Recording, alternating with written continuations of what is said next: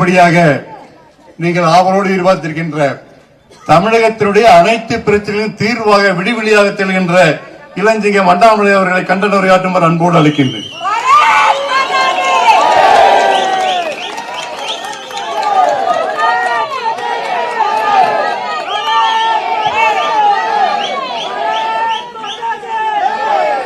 அனைவருக்கும் என்னுடைய அன்பான மாலை வணக்கம். இந்த உணர்ச்சிகரமான வேளையில சிவகிரி நகரில் நாம் அனைவரும் கூட ராமசாமி கவுண்டர் ஐயாவுடைய குடும்பத்தில் பிறந்த குழந்தைகளாக, அவருடைய உறவினர்களாக போன செவ்வாய்க்கிழமை இரவு, இது கொலை என்று சொல்வதை விட வேட்டையாடப்பட்டிருக்கின்றார்கள் என்கின்ற வார்த்தையை தாங்க பயன்படுத்தும். அந்த அளவுக்கு கொடூரமாக கையை வெட்டி, கையில் இருக்கக்கூடிய வளையலை உருவுவதற்காக கையை வெட்டி வளையல் எடுத்து, காதை வெட்டி அதில் இருக்கக்கூடிய தோட்டை எடுத்து, எங்கேயுமே பார்த்திடாத, நாம கேட்காத ஒரு கோழைத்தனமான, மூர்க்கத்தனமான, மிருகங்களை விட கொடூரமான சில மனிதர்களால் இந்த கோர சம்பவம் நடத்தப்பட்டிருக்கிறது. ராமசாமி கவுண்டர் ஐயா அவர்களும் அவருடைய துணைவியாரும் நம்முடைய தோட்டம், நம்முடைய காடு, நம்முடைய ஊர்ல எப்படி தன்னந்தனியாக கொங்கு பகுதியில விவசாயம் சார்ந்திருப்பார்களோ அது போன்ற ஒரு குடும்பம். ஒரு மகன் பக்கத்து ஊர்ல தொழில் பண்றாங்க, அதே போல ஒரு பொண்ணு கல்யாணம் பண்ணி கொடுத்திருக்கிறாங்க. கொலை செய்யப்பட்டதற்கு ஒரு இரவுக்கு முன்னாடி பேரக்குழந்தை வந்திருக்கிறாங்க. பேரக்குழந்தை அதுக்கு முன்னாடி இரவு இருந்திருக்கிறாங்க. அடுத்த நாள் காலையில பேரக்குழந்தை கிளம்பி ஊருக்கு போயிருக்கிறாங்க. யோசிச்சு பாருங்க, இதற்காக நாமெல்லாம் இங்க சேர்ந்திருக்கிறோம்னாங்க. அந்த அளவுக்கு உணர்ச்சிகரமாக நம்முடைய குடும்பத்தில் இது நடந்திருக்கலாம், நாம இருந்திருக்கலாம், நம்முடைய தந்தையாக இருந்திருக்கலாம், நம்முடைய தாயாக இருந்திருக்கலாம், நம்மை பெற்றவர்களாக இருந்திருக்கலாம். அதனால்தான் அன்பு சொந்தங்களே, நாம் எல்லோரும் உணர்ந்து கொள்ள வேண்டும். இப்படிப்பட்ட ஒரு கொடூரமான ஒரு கொலையை கண்டித்து நாம் இங்கே நின்று கொண்டிருக்கின்றோம். நேரத்தை கொடுத்து சிவகிரியில் ஒரு பக்க தீரன் சின்னமலை அவர்கள் நம்ம பின்னாடி வந்து சிலையாக நின்று கொண்டிருக்கின்றார். இதே மண்ணில் பிறந்து வளர்ந்தவர். பல முறை நம்ம வந்திருக்கோம், மகிழ்ச்சிகரமான நேரத்தில் வந்திருக்கிறோம். ஆனா இன்னைக்கு துக்ககரமான நேரம். இது கடைசியாக நடந்த ஒரு கடைசியான கொலை கிடையாதுங்க. இது அப்படியே பின்னாடி பாத்தீங்கன்னா நிறைய நம்ம பேசிக்கிட்டே போலாங்க ஐயா. நாமக்கல் பகுதியில ஒரு 6-7 மாதத்திற்கு முன்பு மிக மிக கொடூரமாக இதே போல பரமத்திவேலூர் பகுதியில குப்பிச்சிபாளையத்தில் இரட்டை கொலை. அங்கேயும் இதே போல இதே வயது இருக்கக்கூடிய ஒரு அப்பா அம்மா 2 பேரும் அடித்து கொலை செய்யப்பட்டார். 2023 ஈரோடு மாவட்ட சென்னிமலை எடுத்துக்கிட்டீங்கன்னா முருங்கத்தொழு ஊராட்சி ஐயா முத்துசாமி அவர்கள், அவருடைய துணைவியார் சாமியாத்தன் அவர்கள் இதே போல அவங்களும் அடித்து படுகொலை. பல்லடத்துல கள்ளக்கிணறுல சகோதரர் மோகன்ராஜ் அவர்கள் குடும்பத்துல 4 பேர் தன்னுடைய தோட்டத்துல மது சாப்பிடுறாங்கன்னு தட்டி கேட்டதற்காக 4 பேரும் கொடூரமாக வெட்டி கொலை. 2024 நவம்பர் மாசம் மிக அருகில சோமலை கவுண்டம்பாளையத்துல தெய்வ சிகாமணி ஐயா அவர்களும் அலமேல் அம்மா அவர்களும் இதே போல தோட்டத்துல அடித்து படுகொலை. சோ இந்த பகுதி சுத்தி சுத்தி பாத்தீங்கன்னா இது முதல் கொலை அல்லங்க, தொடர்ந்து நடந்து கொண்டிருக்கிறது. இந்த எல்லா விஷயத்திலும் கூட காவல்துறையை பொறுத்தவரை குற்றவாளிகளை கைது செய்து விட்டார்கள் அப்படின்னு கேள்வி கேட்டீங்கன்னா சோமலை கவுண்டம்பாளையத்துல கைது பண்ணல. பல்லடம் பகுதியில கள்ளக்கிணறுல கைது ஆயிருக்கிறாங்க. ஏன்னா அந்த கைது செய்யப்பட்டவர்கள் மது அறிந்ததற்காக தட்டி கேட்கும் போது கொலை பண்ணாங்க. சோ இது போல வீட்டுக்குள்ள புகுந்து 2 பேரை வெட்டி சாய்த்து விட்டு சென்றவர்கள் எந்த கொலையிலும் கூட கைது செய்யப்படாம இருக்கிறாங்க. அதையும் கண்டித்து நாம் நின்று கொண்டிருக்கின்றோம். நம்ம காவல்துறையின் மீது கோபம் இருக்குதுங்க. ஆனா காவல்துறை எப்பொழுதுமே விட்டு கொடுப்பவர்கள் நாம் அல்ல. எப்பொழுதும் காவல்துறையை மரியாதையா தான் நம்ம பார்க்கிறோம், மரியாதையா தான் பேசுறோம். அவங்க வந்தா கூட யாரா இருந்தாலும் எந்திரிச்சு நின்னுக்கும். காவல்துறை எங்கே வேண்டுமானாலும் எந்த வீட்டுக்கு வந்து யாரை வேணாலும் பார்க்கலாம், எங்கேயும் நம்ம தடுக்கிறது கிடையாது. இந்தியாவில் எத்தனையோ மாநிலங்கள்ல காவல்துறைக்கே பாதுகாப்பு இல்லாம இருக்கிறாங்க. ஆனா நம்முடைய மாநிலத்துல எப்பொழுதும் காவல்துறையை கம்பீரமா பார்க்கக்கூடிய மக்கள். ஆனா இன்னைக்கு எங்கேயோ ஒரு இடத்துல காவல்துறை தன்னுடைய வேலையை சரியாக செய்யவில்லை என்கின்ற கோபம் நம் எல்லோருக்கும் வர ஆரம்பித்திருக்கிறது. எல்லோருக்கும் அந்த கோபம் வர ஆரம்பிச்சிருக்கு. எங்கேயோ காவல்துறை கோட்டை விடுறாங்க. இன்னும் வேகமாக, விவேகமாக, இன்னும் ஆற்றல் மிகுந்த மனிதர்களாக காவல்துறை கையில் எடுத்திருக்கணும். செவ்வாய்க்கிழமை இரவு நடத்தப்பட்ட இந்த படுகொலை வியாழக்கிழமை கண்டுபிடிச்சு அதன் பிறகு மார்ச் வரியில எடுத்துட்டு போய் வைக்கிறாங்க. நம்முடைய சட்டமன்ற உறுப்பினர் மரியாதைக்குரிய சரஸ்வதி அம்மா அங்க போய் தர்ணா பண்ணி சண்டை போட்டு 3 மணி நேரம் உடலை வாங்க மாட்டேன் என்று சண்டை போட்ட பிறகு காவல்துறை நண்பர்கள் உத்தரவாதம் கொடுக்கிறாங்க. இதெல்லாம் தமிழகத்துல ஒரு வளர்ந்த மாநிலத்துல கொங்கு பகுதியில நாம் கொஞ்சம் கூட ஏற்றுக்கொள்ள முடியாத ஒரு சூழ்நிலை. அதனால் காவல்துறையை கண்டித்து நின்று கொண்டிருக்கின்றோம். பெண்களுக்கு எதிரான குற்றங்கள் அதிகமாயிட்டே இருக்குதுங்க ஐயா. நான் வரும்பொழுது குறிப்பெடுத்துட்டு வந்தங்க ஐயா. 2022, 23, 24 3 வருஷம் சேர்த்தி 22, 23, 24 பாலியல் வன்கொடுமைகள் 1319, பெண்களுக்கு எதிரான பாலியல் சீண்டல் குற்றங்கள் 4949, 18 வயசு கீழே இருக்கக்கூடிய பெண் குழந்தைகள் மீது நடத்தப்பட்டிருக்கக்கூடிய போக்சோ குற்றம் 16518. 3 வருஷத்துல பாருங்க. 2022, 23, 24 18 வயசு கீழ் இருக்கக்கூடிய பெண் குழந்தைகள் மீது நடத்தப்பட்டிருக்கக்கூடிய போக்சோ சட்டம், போக்சோ அப்படின்னு சொல்லி அதுக்கு ஒரு சட்டம் போடுவாங்க ஐயா. 16518. இந்தியால எந்த மாநிலத்திலையும் 16000 கேஸ்ல கிடையாதுங்க ஐயா. பாலியல் வன்கொடுமைகள் பாருங்க, 100 200 இல்லைங்க ஐயா. 4949 5000 கேஸ்ல இருக்கு. சட்டம் ஒழுங்கு உறுதியாக தமிழகத்துல சீரழிந்து விட்டது. சட்டம் ஒழுங்கு உறுதியாக மாண்புமிகு முதலமைச்சர் ஐயா ஸ்டாலின் அவர்கள் கையில இல்ல. கையை விட்டது போயிருச்சுங்க ஐயா. கட்டுப்படுத்தக்கூடிய திறன் அந்த ஆட்சி கையில் இல்ல. அதையெல்லாம் நாம் பார்த்து கொண்டிருக்கின்றோம், கவனித்துக் கொண்டிருக்கின்றோம். எப்ப தேர்தல் வராதா என்று நினைத்து ஏங்கிக் கொண்டிருக்கின்றோம். 2026 ஏப்ரல் மாசத்தில் நடக்கிற தேர்தல் நாளை காலையில் நடத்திடலாமே, உங்களை வீட்டுக்கு அனுப்பிச்சிடலாமே. நல்ல ஒரு திறமையான தகுதி வாய்ந்த இது போன்ற விஷயத்தை எல்லாம் இரும்பு கரம் கொண்டு அடக்கக்கூடிய ஒரு முதலமைச்சர் நமக்கு வேண்டும்.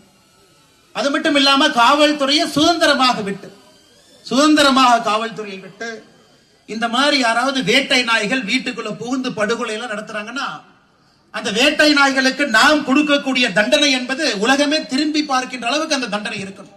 அவ்வளவு தைரியமாக ஒரு அரசு இயங்க வேண்டும். அரசுக்கு அந்த தைரியம் கிடையாது. அரசுக்கு தைரியம் இல்லாதனால காவல்துறைக்கு அந்த தைரியம் இல்லை. அதனால் இதை அனைத்தையும் கண்டித்து சிவகரியில் நின்று கொண்டிருக்கின்றோம். இந்த அற்புதமான மண்ணில் நின்று கொண்டிருக்கின்றோம். அந்த இறந்து போன 2 ஆன்மாக்கள், குழந்தைகள் 2 பையன் பொண்ணு பாத்தீங்கன்னா கதறி தேம்பி எழுது கொண்டிருக்கின்றார்கள்.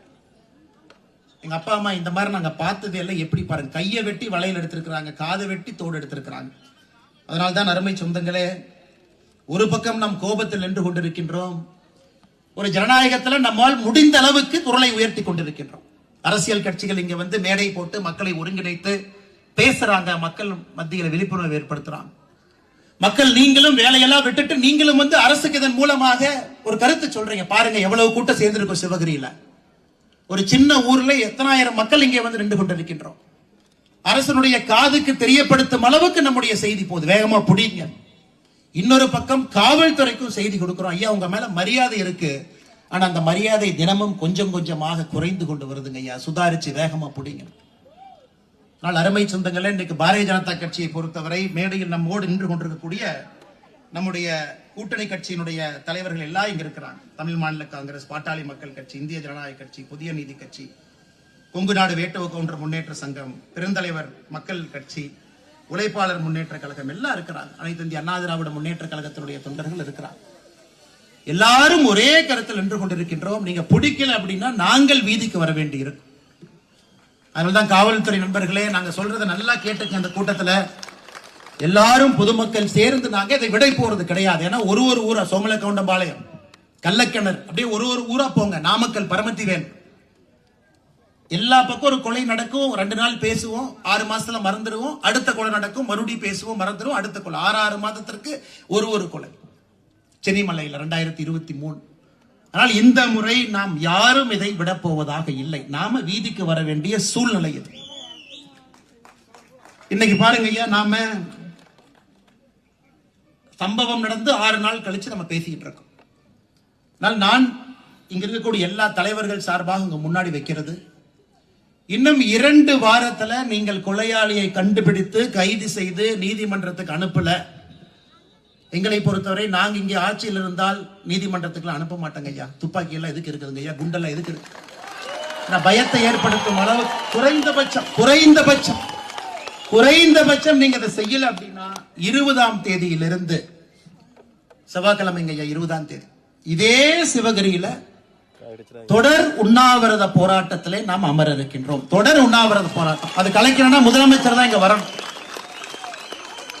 அந்த 20ஆம் தேதி செவ்வாய்க்கிழமை ஆரம்பிக்கக்கூடிய அந்த உண்ணாவிரத போராட்டத்தில் காலையிலிருந்து இரவு வரை முழுவதுமாக உண்ணாவிரதத்தில் நான் அமர்ந்து அந்த போராட்டத்தை ஆரம்பித்து வைக்கிறேன். தோட்டங்காட்டில் இருக்கிறவங்க, வீட்டில் இருக்கிறவங்க எல்லாரும் வந்து மாறி மாறி ஒரு நாள் உட்கார்ந்துட்டே இருக்கலாங்க. ஆனா நீதி கிடைத்தாக வேண்டும். இன்னொரு கிராமத்துல, இன்னொரு ஊர்ல, இன்னொரு விவசாய குடும்பத்துல இன்னொரு தாத்தா பாட்டி அப்பா அம்மாவோ அடித்து கொல்லப்படுவதற்கு முன்பு இதுதான் கொங்கு பகுதியில தமிழகத்துல இது போன்ற கொலை கடைசி என்பதை இந்த ராமசாமி கவுண்டர் ஐயாவுடைய கொலையின் மூலமாக அதை என்று கொண்டு வருவோம். ஆனால் இன்னைக்கு நாம எந்த அளவுக்கு உணர்ச்சியோடு இங்கே நின்று கொண்டிருக்கின்றோமோ, 2 வாரத்துக்குள்ள காவல்துறையினுடைய அதிகாரிகள் கொலைகாரர்களை பிடிக்கல, உள்ள வைக்கல அப்படின்னா 20ஆம் தேதி காலையில சிவகிரியில நம்முடைய தொடர் உண்ணாவிரத போராட்டத்தை நாம் ஆரம்பிப்போங்க ஐயா. அதற்கும் அதே உணர்ச்சி வேகத்தோடு நீங்க வரணும். காரணம், இங்கே நாம் எந்த ஒரு குடும்பத்தையும் தரம் பிரிச்சு பார்க்க போறது இல்லைங்க ஐயா. யாராக இருந்தாலும் இது போன்ற ஒரு கொலையை நம்ம ஏத்துக்க கூடாதுங்க ஐயா. ஒரு சமுதாயத்துல இது ரொம்ப தப்பு, இது ரொம்ப தப்புங்க ஐயா. இரண்டாவது, இல்ல இன்னைக்கு வந்திருக்காங்க, மைக் எடுக்கிறாங்க, மேடை போட்டு பேசுறாங்க, திமுகவை திட்டிட்டு போறாங்க, அப்படி இல்லைங்க. எத்தனையோ கட்சி சாராத நண்பர்கள் கலந்துருக்கிறீங்க, பார்த்தாவே தெரியுதுங்க. இல்ல எந்த அரசியல் கட்சி இல்ல நான் அந்த போராட்டத்துக்கு வர நிறைய பேர் இருக்கிறீங்க. கட்சியை சார்ந்த நண்பர்கள் துண்டு போட்டிருக்கிறீங்க, கரவேட்டி கட்டி இருக்கிறீங்க, அவங்கள வந்திருக்கிறீங்க. அத்தனை எத்தனையோ நண்பர்கள் இன்னைக்கு நடுநிலையானவர்கள், ஒரு தேர்தலில் ஓட்டு மட்டும் போடுறவங்க, நல்ல கட்சி எதுன்னு பார்த்து ஓட்டு போடுறேன்னு சொல்றவங்க நூற்றுக்கணக்கான நண்பர்கள் என்று கொண்டிருக்கின்றனர். ஆனா இன்னைக்கு தமிழகத்தில் நடக்கின்ற எந்த விஷயத்தையும் நம்மால் ஏற்றுக்கொள்ள முடியாதுங்க ஐயா. முதலமைச்சர் அவர்கள் தினமும் அவருக்கு பாராட்டு விழா நடத்துறாங்க. ஸ்டாலின் ஐயா தினமும் எதுக்கு பாராட்டு விழா? தமிழகத்திலே கொலை குற்றங்கள் அதிகரித்திற்காக பாராட்டு விழாவா? இல்ல பெண்களுக்கு எதிரான குற்றங்கள் நான் உங்களுக்கு படிச்சு காட்டுங்க. 3 வருஷத்துல எவ்வளவு? 16,000 தாண்டி போக்சோ கேஸ் மட்டும், அதற்கு பாராட்டு விழாவா? பெண்களுக்கு எதிராக வன்கொடுமைகள் 5,000 தாண்டி இருக்கு, அதற்காக பாராட்டு விழாவா? இல்ல டாஸ்மார்க்கினுடைய வருமானம் 50,000 கோடியை தாண்டி நின்றுட்டு இருக்குது, அதுக்காக பாராட்டு விழாவா? இந்தியாவில் எங்கேயுமே இல்லாம ஒரே நாடுல 2 அமைச்சர்கள் பதவியில் இருந்து நீக்கப்பட்டிருக்கின்றார்கள், அதற்கு பாராட்டு விழாவா? அதற்கு பாராட்டு விழா இந்தியாவில் எங்கேயுமே இல்லைங்க. 2 அமைச்சர்கள் ஒரே நாள் பதவியிலிருந்து மாற்றப்பட்டிருக்கின்றார். இது லல்லு பிரசாத் யாதவ் அவங்க பீகார்ல முதலமைச்சராக இருந்த பொழுது கூட 2 அமைச்சர்கள் ஒரே நாள்ல மாற்றப்படவில்லை. அவ்வளவு மோசமான ஆட்சியிலும் கூட. காரணம், ஒரு அமைச்சர் ஊழல் செஞ்சு ஜெயிலுக்கு போறாரு, 1.5 வருஷம் கழிச்சு வெளியே வர்றாரு, மறுபடியும் அதே பொறுப்பு கொடுக்கறாங்க, மறுபடியும் சாராயத்தை விற்கிறாங்க, 50,000 கோடியை தொடுது உச்ச நீதிமன்றம் சொல்றாங்க. எதற்காக ஜாமீன் கொடுத்தோம்? நல்லவங்க நாங்க ஜாமீன் கொடுக்கலீங்க, 1.5 வருஷம் சிறையில் இருந்தீங்கிற ஒரே காரணத்துக்காகத்தான் ஜாமீன் கொடுத்தோம். நீங்க என்ன பண்றீங்க? மறுபடியும் அரசு அதிகாரத்தை கையில வைத்துக் கொண்டு மறுபடியும் தப்பு பண்றீங்க. இன்னும் 10 நாள்ல அமைச்சரவையிலிருந்து நீக்கவில்லை என்றால் கொடுத்த ஜாமீன் நாங்க ரத்து பண்ண போறோம், கைதாகுவீங்க. கைதுக்கு பயந்து கொண்டு, ஐயோ மறுபடியும் பிடிச்சு 1 வருஷம் உள்ள போட்டுருவாங்க, கைதுக்கு பயந்து கொண்டு அமைச்சர் செந்தில் பாலாஜி அவர்களை அமைச்சரவையிலிருந்து நீக்கிறாங்க. பொன்முடி அவர்கள் கொஞ்ச நஞ்ச பேச்சா பேசினாங்க. நீங்க எல்லாம் பணம் வாங்கிட்டு தானே காசு ஓட்டு போட்டீங்க, ஓசியில தானே பஸ்ல போறீங்க. வைணவம், சமயம், நம்ம இயக்குகின்ற கடவுள்களை தவறாக பேசுவது, மிக மிக வன்மையாக கொச்சையாக பேசுவது, வரம்பையெல்லாம் தாண்டி போயாச்சு. அதன் பிறகு பதவியிலிருந்து நீக்கியிருக்கிறாங்க. போன வாரம் சென்னை உயர்நீதிமன்றம் இன்னைக்கு இருக்கக்கூடிய 3 அமைச்சர்கள், எம்ஆர்கே பன்னீர்செல்வம் அவர்கள், துரைமுருகன் அவர்கள், 3 அமைச்சர்கள் மேல இருக்கக்கூடிய சொத்து குவிப்பு புகார கீழிருந்த நீதிமன்றம் ரத்து பண்ணிட்டாங்க. இவங்க அதை செல்லாது, மறுபடியும் நாங்க என்கொயரி பண்றோம், மறுபடியும் இதற்கு உயர்நீதிமன்றத்தில் கேஸ் நடத்துவோம். 3 அமைச்சர்கள் மீது ரத்து செய்யப்பட்ட சொத்து குவிப்பு வழக்கு மறுபடியும் ஆரம்பிச்சிருக்கிறார். 13 அமைச்சர்கள் மீது இன்னைக்கு திமுக அமைச்சர்கள் மீது சொத்து குவிப்பு புகார் நடந்து கொண்டிருக்கிறார். அன்பு சொந்தங்களே, இந்த தவறுங்கிறது ஒரு இடத்தில் நடக்காதுங்க. நிர்வாகம் மொத்தமாக சீர்குலைந்திருக்கிறது, நிர்வாகம் மொத்தமாக தோற்றுவிட்டது, மொத்தமா நிர்வாகம் தோத்தாச்சு. அங்க ஒண்ணுமே கிடையாதுங்க, ஒண்ணுமே இல்ல, ஒண்ணுமே இல்ல. பாராட்டு விழா இவர்களாக இவர்கள் நடத்தி கொண்டிருக்கின்றார். இன்னைக்கு நாம் எல்லோரும் ஒன்றாக இணைந்திருக்கின்றோம். காரணம், இந்த ஆட்சியை வீட்டுக்கு அனுப்பணும். 2026 ஏப்ரல் மே மாசத்துல தமிழகத்திற்கு பிடித்திருக்கக்கூடிய பீடையை அகற்ற வேண்டும் என்று கொண்டிருக்கின்றோம். இதை விட மோசமான ஆட்சி தமிழகத்தினுடைய வரலாற்றுல பார்த்ததே இல்லை. இதுல முதலமைச்சர் சொல்றாரு, அடுத்து அவங்க ஆட்சிக்கு வந்தா 2.0 பார்ப்போமா. 2.0 அது இந்தியன் 2.0 பார்த்த மாதிரி தான் அவங்க கடைசியா. அந்த தாத்தா வேற, இந்த தாத்தா வேற. இந்த 2.0 எது வந்தாலும் என்ன நடக்கும்னு உங்களுக்கு தெரியுங்க. அதுல அவரே அவருக்கு மார்க் போட்டுக்கிறாரு. இந்தியன் 2.0 மாதிரி நானும் 2.0 வருவேன் 2026. அதனால் அன்பு சொந்தங்களே, நாம் எல்லோரும் ஒருங்கிணைந்து ஒன்றாக கட்சியை தாண்டி நிற்கணும். திராவிட முன்னேற்ற கழகத்தினுடைய நண்பர்கள் தொண்டர்கள் இங்கு இருந்தாலும் உங்களுக்கும் என்னுடைய வேண்டுகோள், நீங்களும் ஏற்றுக்கொண்டுதான் ஆக வேண்டும். இந்த ஆட்சியில சட்டம் ஒழுங்கு சீர்குலைந்திருக்கிறது என்பது நீங்கள் ஏற்றினா, உங்க குடும்பத்துல பொண்ணுங்க இருக்காங்க, உங்க குடும்பத்துல வயசானவங்க இருக்கிறாங்க, உங்க குடும்பத்துல தாத்தா பாட்டி இருக்கிறாங்க, அவங்களும் தோட்டத்துல இருக்கிறாங்க. அதனால் இது நம்ம அரசியல் கட்சியாக ஒப்புக்கு சப்பானியாக இல்ல நாம திட்டுவோம், திமுக காரங்களா திட்டாம போலாம், அப்படி இல்லைங்க. எல்லோரும் சேர்ந்து இறங்க வேண்டிய நேரம். 20ஆம் தேதி செவ்வாய்க்கிழமை நம்ம எல்லோரும் களத்துக்கு வருவதற்கு நீங்க தயாரா இருக்கணுங்க ஐயா. நான் தயார் ஆயிட்டேன், நம்முடைய தலைவர்கள் தயாராயிட்டாங்க, நம்முடைய சகோதரிகள் தயாராயிட்டீங்க. எல்லோரும் களத்துக்கு வருவோம். தொடர் உண்ணாவிரத போராட்டத்தை சிவகிரி மண்ணிலிருந்து எடுப்போம். அந்த உண்ணாவிரதத்தை நம்ம கலைக்கிறோம்னா முதலமைச்சர் மட்டும்தாங்க ஐயா வந்து கலைக்க முடியும், யாரும் வந்து கலைக்க முடியாது. அந்த அளவுக்கு அது உண்ணாவிரத போராட்டமாக இருக்கும்.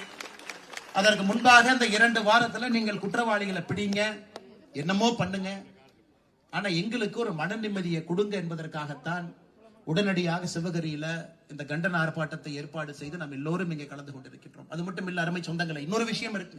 ஏன்னா நம்ம கிராமத்து பகுதியில் இருக்கிறோம், சொந்தங்கள் எல்லாம் இருக்கிறீங்க. ஏன்னா கிராமத்து பகுதியில தான் அறிவார்ந்தவர்கள் அதிகமா இருக்கிறாங்க. தேசப்பற்றாளர்கள், குறிப்பா முடக்குறிச்சி ஈரோடுல தேசப்பற்றாளர்கள் அதிகமாக இருக்கக்கூடிய பகுதி. ஏப்ரல் 22ஆம் தேதி பெகல்காமில் நடந்தது நம்ம யாரும் ஏத்துக்கவே மாட்டோங்க ஐயா, யாரும் ஏத்துக்க முடியாது. ஏப்ரல் 22 பெகல்காம், காஷ்மீர்ல இருந்து 80 கிலோமீட்டர் தூரத்தில் ஒரு பள்ளத்தாக்குங்க ஐயா. 26 பேர் கொன்று குவிக்கப்பட்டிருக்கின்றார்கள். 26 பேர், 25 பேர் இந்தியர்கள், ஒரு நேபாள், 26 பேர். அவங்க எல்லாரும் யாருங்க ஐயா? கர்நாடகா, ஹூப்ளி, ஷிமோகா, நம்ம ஆந்திர பிரதேஷ் நெல்லூர்காரரு, இவங்க எல்லாம் டூர் போறாங்க, எல்லாம் அந்த கோடை கால விடுமுறைக்காக.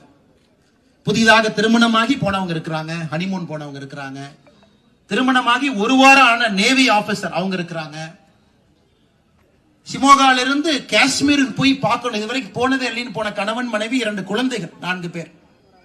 அவங்க 26 பேர்த்தையும் கொடூரமாக தீவிரவாதிகள் மதத்தினுடைய பெயர்ல, நீ எந்த மதம், நீ இஸ்லாம் மதமாக இருந்தா குர்ஆன்ல இருந்து 2 வார்த்தையை படி, உனக்கு தெரியாதா, அப்ப நீ இந்து மதம், இங்க வந்து நெல்லு.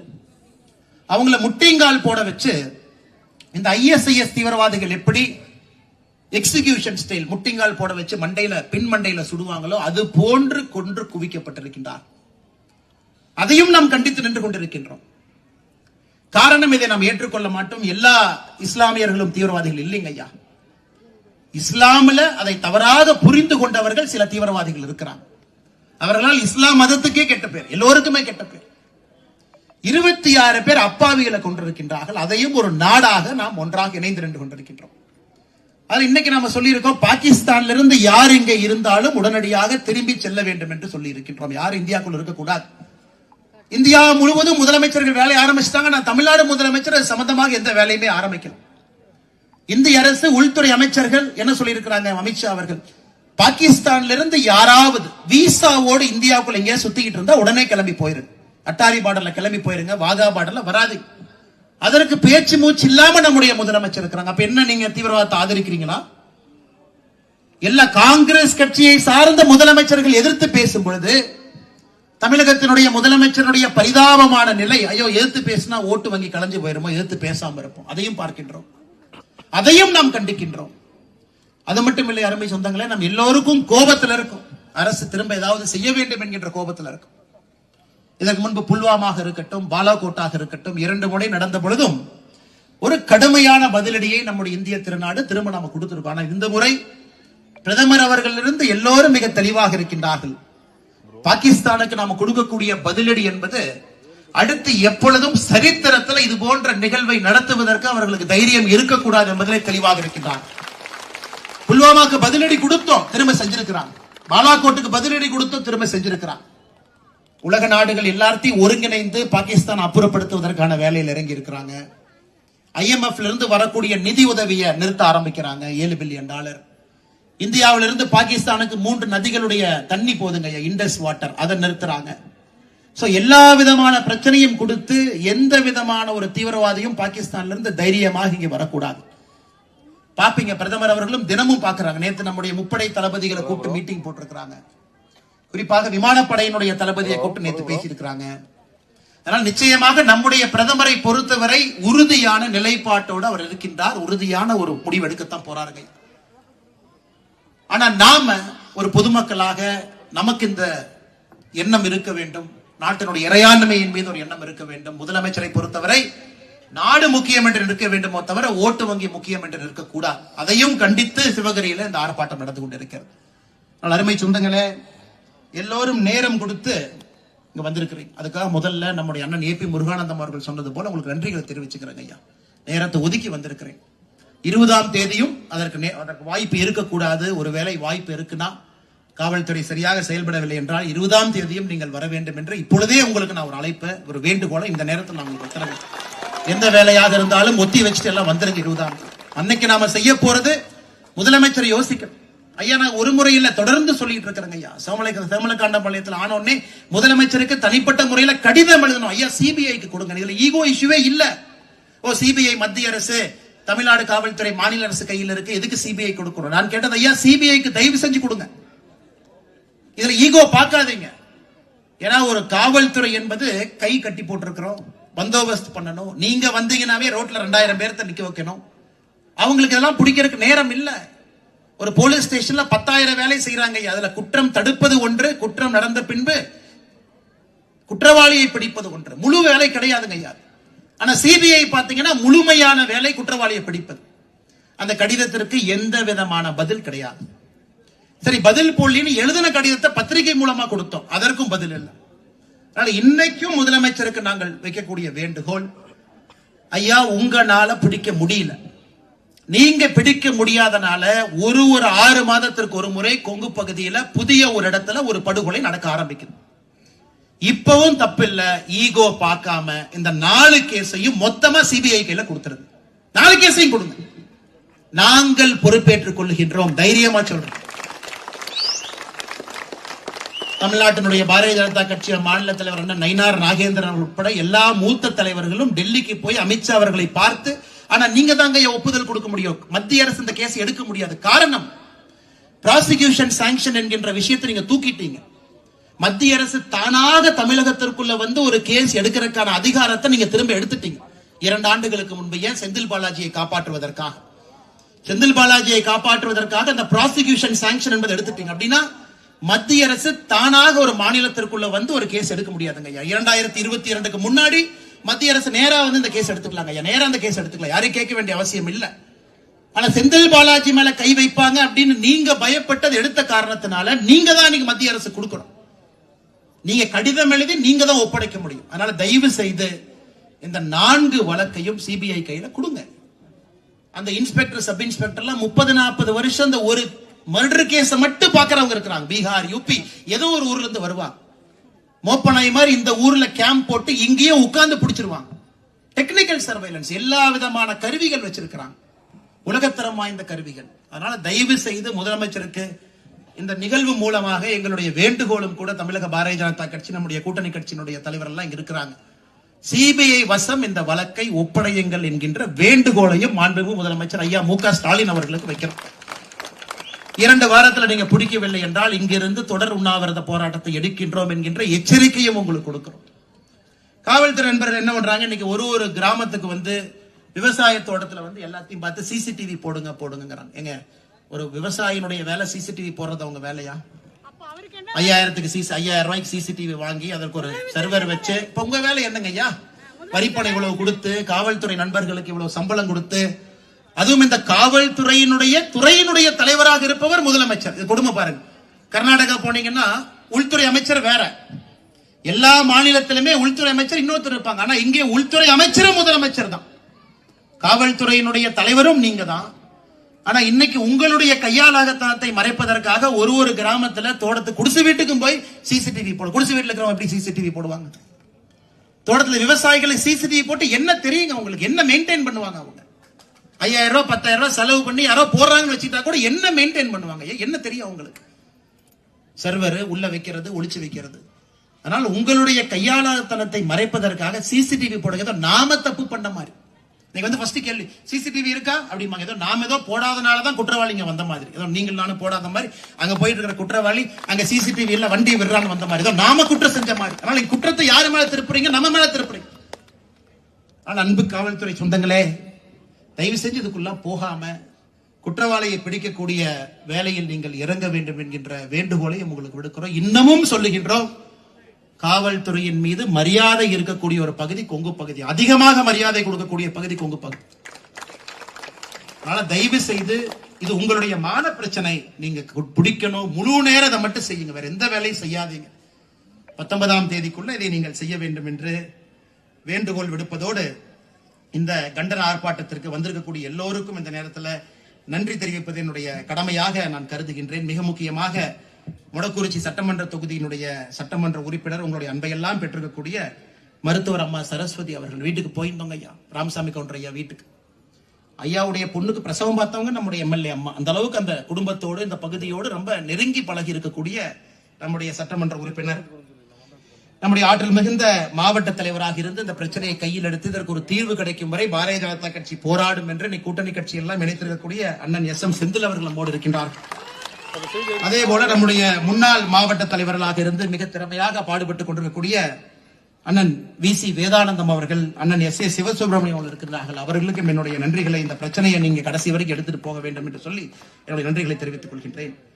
நம்முடைய மண்டல் தலைவர்களாக இருந்து இந்த நிகழ்வை நடத்தி கொண்டிருக்கக்கூடிய கொடுமுடி மேற்கு மண்டலுடைய தலைவர் ரமேஷ் பொன்னுவேல் அண்ணன் அவர்களுக்கும், அதே போல இந்த பகுதியினுடைய மண்டல் தலைவராக இருக்கக்கூடிய அண்ணன் பிரகாசம் அவர்களுக்கும் என்னுடைய நன்றிகளை தெரிவித்துக் கொள்கின்றேன். யோக தட்சிணாமூர்த்தி அவர்கள் மண்டல தலைவராக இருந்து இதை முன்னெடுத்துக் கொண்டிருக்கின்றார்கள். அருண்குமார் அவர்களுக்கும் என்னுடைய நன்றியை தெரிவித்துக் கொள்கின்றேன். முன்னாள் மண்டல் தலைவர்களாக இருந்து மக்கள் பிரச்சனைக்காக தொடர்ந்து போராடி கொண்டிருக்கக்கூடிய அண்ணன் காயர் செந்தில்குமார் அவர்கள், அதே போல முன்னாள் மண்டல் தலைவராக இருந்து நம்மோடு போராடி கொண்டிருக்கக்கூடிய அண்ணன் ஏ.ஜே. சரவணன் அவர்கள், எல்லோருக்கும் இந்த நேரத்தில் என்னுடைய நன்றியை தெரிவித்துக் கொண்டு, நாம வந்தோம், ஆர்ப்பாட்டம் போட்டோம், கூட்டம் போட்டோம் அப்படிங்கிற தாண்டிங்க ஐயா, தொடர்ந்து இந்த பிரச்சனை கையில வைங்க. காவல்துறை கண்காணிப்பாளரை போய் பாருங்க, மக்களை ஒன்று திரட்டுங்க. 20ஆம் தேதி நடக்கக்கூடிய ஆர்ப்பாட்டத்துக்கு எல்லோரையும் ஒருங்கிணைத்து கொண்டு வந்துருங்க. ரமேஷ் பொன்னுவேல் அவர்கள், ஜெய்சங்கர் அவர்கள், யோக தட்சிணாமூர்த்தி அவர்கள், அருண் அவர்கள், பிரகாசம் அவர்கள் உள்ளிட்ட எல்லோருக்கும் மேடையில் இருக்கக்கூடிய தலைவர்களுக்கு, இந்த கண்டன ஆர்ப்பாட்டத்துக்கு வந்திருக்கக்கூடிய எல்லா பொதுமக்களுக்கு, மாவட்டத்தினுடைய துணைத் தலைவர்கள் குரு குணசேகரன் அவர்கள், பாலசுப்ரமணியம் அவர்களுக்கு, பொதுச் செயலாளர்கள் ராயல் சரவணன், குணசேகரன், சிவகாமி மகேஸ்வரன் அக்கா, பொருளாளர் சுதர்ஷன் அவர்களுக்கு, அதே போல நம்முடைய மாநில பொதுக்குழு உறுப்பினராக இருக்கக்கூடிய முருகானந்தம் அவர்கள், காயர் செந்தில் அவர்கள், பெரும்பரப்பு பாலசுப்ரமணியம் அவர்கள், விவேகானந்தன் அவர்கள், ஆடிட்டர் கோபால் அவர்களுக்கும், கூட்டணி கட்சியினுடைய எல்லா அன்பு தலைவர்களுக்கும், தொண்டர்களுக்கும், முக்கியமாக பத்திரிகை நண்பர்கள் இன்னைக்கு எல்லாம் சிவகிரிக்கு வந்திருக்கிறாங்க. அதனால பத்திரிகை நண்பர்கள் தயவு செஞ்சு இந்த பிரச்சனையை நீர்த்து போகாம தொடர்ந்து இந்த பிரச்சனைக்கான கம்பீரத்தை கொடுத்து இதை நீங்கள் முன்னெடுத்து செல்ல வேண்டும் என்கின்ற அன்பான வேண்டுகோளையும் பத்திரிகை நண்பர்களுக்கு வைத்து வந்திருக்கக்கூடிய எல்லா பொதுமக்களுக்கும் நன்றி தெரிவித்து என்னுடைய உரையை முடித்துக் கொள்கின்றேன். ஐயா, 20ஆம் தேதி ஆண்டவன் நம்மளை சந்திக்க விடக்கூடாது இந்த விஷயத்துக்காக.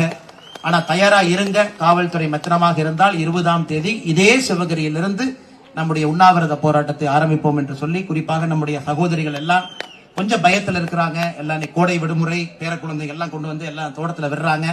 ஆனால் நீங்களும் மனதைரியமாக இருக்க வேண்டும்.